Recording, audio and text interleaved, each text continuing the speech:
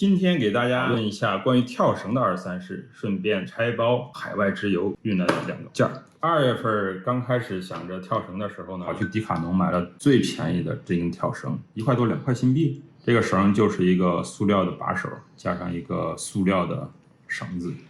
因为我以前从来没有跳过绳，刚开始跳呢还是觉得挺累的，慢慢的跳的越来越多的时候，发现这根绳后来就坏掉了，这个地方卡不住了，一跳它就飞，这根绳子就淘汰了。初学者比较适合这个绳，很便宜啊。如果你不喜欢的话，把它扔了也不可惜。但是如果想跳快的话，不太可能。用来跳花绳可能还可以。这根绳子和我后来买的跳花绳的这个绳的塑料绳应该是一样的。这根绳子淘汰以后，我就淘了这么一根绳子，也是很便宜，几块钱一根。这根绳子它比较有意思的是，它里面说是有轴承，可以很快速的跳。可以上转速了。这根绳子比较好的是它这个把手啊是软的海绵，很防滑，握起来很舒服，比较粗，不需用很大力就能握得很稳。这根绳子它也是塑料绳，和迪卡侬的这个材质一致的。后来发现一个问题，就是跳多以后啊，有一个轴承坏掉了，造成整个绳子跳起来就非常难受，也是便宜没好货。这个大概可能跳了1-2万个，跳的最高的跳速大概是160左右1分钟。发现这根绳子不太好使以后，我就在日本亚马逊淘了2根绳。这根绳子好就好在它的这个轴承特别好，特别的滑，你看，而且这个状态是我还没有保养的状态下。这根绳子配的是钢丝绳，有一根可以自己加上去的这个加重套或者是保护套。它的不好的地方就是这根钢丝绳太细了，它这个转轴是轴向布置的绳子的这个出口，跳久的话这个地方就会出现一个遮痕。这根绳子是一个自锁绳，所以说你可以很自由的调整它的绳子的长短。一根评价比较高的绳子，也有一点缺点。这根绳子其实是我非常满意的一根绳子，它配的一根钢丝绳比这根稍微粗一点。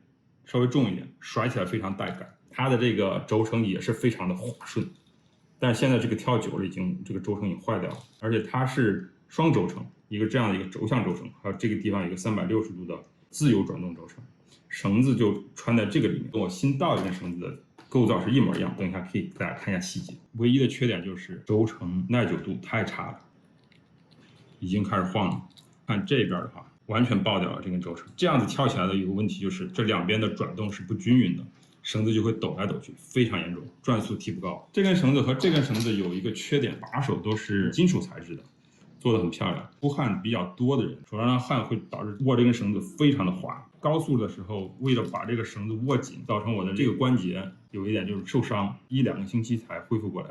后来我就跑去迪卡侬买了羽毛球拍用的防滑的这个胶条，把它粘好了。粘完之后非常好用。这根绳子大概跳的绳数可能是8万到10万之间，因为现在网络非常的 popular， 跳花绳。这2根绳子可以跳，但是它这个钢丝绳打在身上太痛了。然后我就跑去淘了这个白绳，它这个把手是纯塑料的，这个地方它号称是什么陶瓷的东西，它的绳子呢是塑料绳，和迪卡侬这种绳子其实是材质是一样的，它只是白色不透明，这个迪卡侬是黑色半透明的。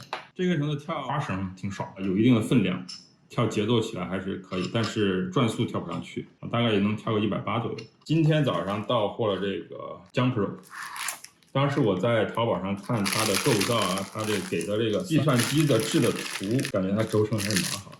看头它还有一根它也是送了一根这个保护套。和这根绳还不一样，它给的绳子比较好，它也是钢丝绳，然后它这个保护套是固定在这根钢丝绳上面的，不会滑来滑去。可以看它是有一个封口结构。这根绳子新到的，发现它的整体的这个结构和这根跳爆的绳子是一模一样的，只是它的把柄的形状不太一样，它的这个构造是一模一样，有一个360度的旋转，有一个轴向的轴承。帮我试上上油看看怎么样。有点卡，那根带，那个带子没有用带子。还有一件事情就是人老了，脸上的肉都垮了。跳绳的时候，我拍了视频，发现我的脸上的肉像波浪一样浪一浪，所以说就弄了一个小严肃脸面罩，号称可以把脸绷紧。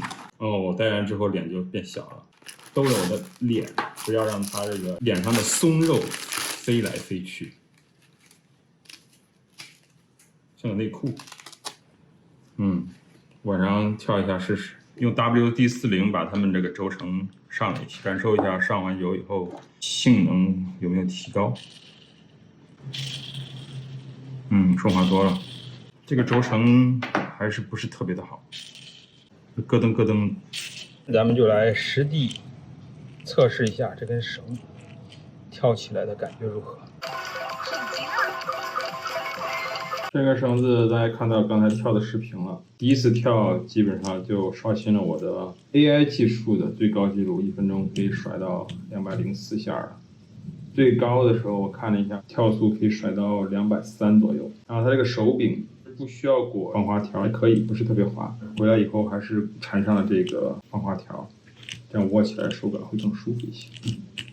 行，这根绳子性价比还是可以的。